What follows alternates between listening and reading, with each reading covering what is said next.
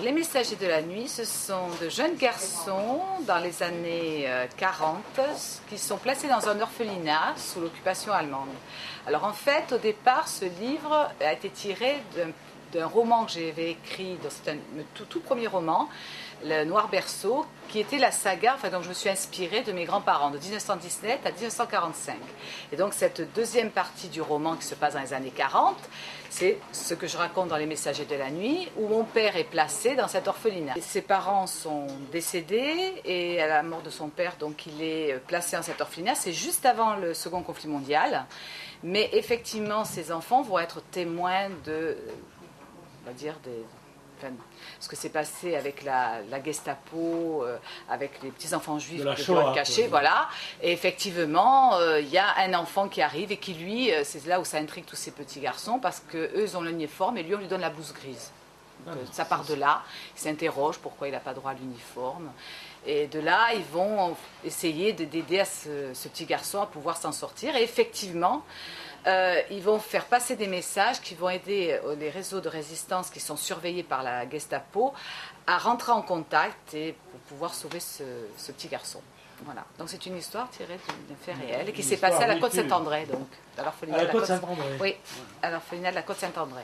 Il avait 9 ans à cette époque. Alors mon papa donc avait 9 ans quand il est rentré à l'orphelinat, et quand a démarré cette histoire, il a donc 12 ans.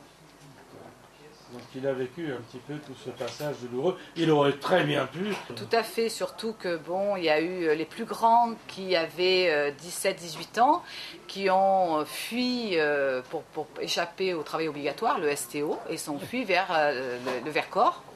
Et il y a eu donc des descentes dans cet orphelinat par la milice pour essayer de retrouver ces jeunes qui avaient fui. Et donc on a fouillé les dortoirs, donc ces garçons avaient quand même très très peur d'être aussi arrêtés, parce qu'ils étaient quand même des préadolescents.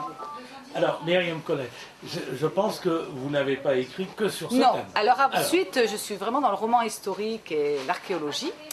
Et donc, la dernière série que j'ai fait, ce sont donc des aventures cosmologiques et archéologiques. Alors, j'ai fait À l'aube du 5e soleil, c'est sur les Mayas.